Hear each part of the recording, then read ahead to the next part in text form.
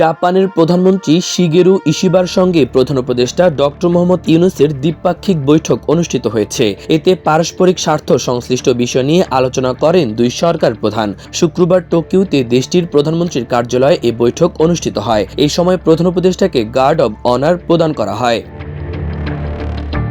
পরে এক যৌথ প্রেস বিজ্ঞপ্তিতে জানানো হয়, বৈঠকে একাধিক সমঝোতা স্মারক স্বাক্ষরিত হয়েছে। এগুলোর মধ্যে বাজেট সহায়তা, অর্থনৈতিক সংস্কার ও জলবায়ু পরিবর্তনের স্থিতিশীলতা জোরদারকরণে, উন্নয়ন নীতিগত ঋণ এবং জয়দেবপুর ঈশ্বরদী অংশে ডুয়েল গেজ ডাবল রেললাইন নির্মাণ প্রকল্পের প্রথম পর্ব উল্লেখযোগ্য।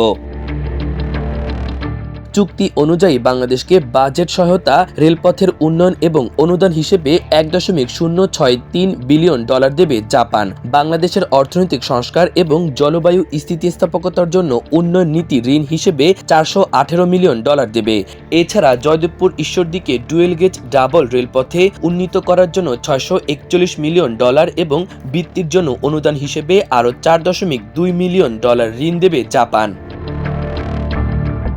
উভয় পক্ষই দ্বিপাক্ষিক সম্পর্ক ও পারস্পরিক আগ্রহের বিষয় নিয়ে খোলামেলা ও গভীর আলোচনা করেন। জাপানি প্রধানমন্ত্রী ইশিবা অধ্যাপক ইউনূসের নেতৃত্বাধীন বাংলাদেশের অন্তর্বর্তীকালীন সরকারের রাষ্ট্র গঠনের প্রচেষ্টা, সংস্কারমূলক পদক্ষেপ এবং শান্তিপূর্ণ রূপান্তরের লক্ষ্যে জাপানের পূর্ণ সমর্থন পুনর্ব্যক্ত করেন। অধ্যাপক ইউনূস বাংলাদেশের টেকসই অর্থনৈতিক প্রবৃদ্ধি ও উন্নয়নে জাপান সরকারের অব্যাহত সহায়তার জন্য কৃতজ্ঞতা জানান।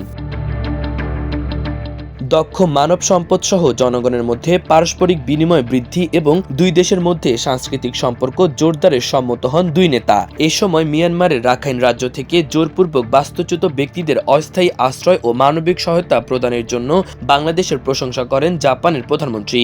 অধ্যাপক ইউনূস বাস্তুচ্যুত এসব মানুষের প্রতি জাপানের মানবিক সহায়তা, বিশেষ করে ভাষাঞ্চলে অবস্থানরতদের প্রতি সহায়তার জন্য কৃতজ্ঞতা জানান। জাপান এই বিষয়ে তাদের অব্যাহত প্রচেষ্টার প্রতিশ্রুতি পুনর্ব্যক্ত করে। প্রধানমন্ত্রী শিগেরু ইশিবাকে পারস্পরিক সুবিধাজনক সময়ে বাংলাদেশ সফরের আমন্ত্রণ জানান প্রধান উপদেষ্টা। বৈঠক শেষে দ্বিপক্ষীয় বাণিজ্য ও বিনিয়োগ বৃদ্ধির বিষয়ে জেট্রোর প্রেসিডেন্ট কিমুরা ফুকুনারির সঙ্গে বৈঠক করেন ডক্টর ইউনূস।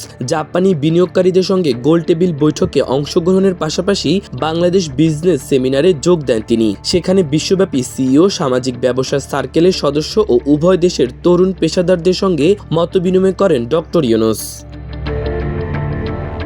এদিকে সন্ধ্যা 6:30টায় সামাজিক উদ্ভাবন ও বৈশ্বিক উন্নয়নে অবদানের স্বীকৃতি হিসেবে জাপানের সোকা ইউনিভার্সিটি থেকে প্রধান অনারারি ডক্টরেট ডিগ্রি গ্রহণ করবেন প্রধান উপদেষ্টা। সেখানে দর্শক শ্রোতাদের উদ্দেশ্যে ভাষণ দেবেন তিনি। এছাড়া প্রধান উপদেষ্টা বাংলাদেশ দূতাবাসের আয়োজনে জাপান প্রবাসী বাংলাদেশি কমিউনিটির সঙ্গে বৈঠক করবেন। এরপর তিনি বাংলাদেশ হাউসে জাপানে নিযুক্ত বাংলাদেশের রাষ্ট্রদূত আয়োজিত নৈশভোজে অংশ নেবেন। গত 28 মে 4 দিনের সরকারি সফরে জাপানের উদ্দেশ্যে ঢাকা ছাড়েন প্রধান উপদেষ্টা ডক্টর মোহাম্মদ ইউনূস। শনিবার সকালে সিঙ্গাপুর এয়ারলাইন্সের একটি ফ্লাইটে টোকিও ত্যাগ করবেন তিনি এবং সিঙ্গাপুর হয়ে ওই রাতেই প্রধান উপদেষ্টার ঢাকায় পৌঁছানোর কথা রয়েছে। মাল্টিমিডিয়া ডেস্ক, আমার দেশ।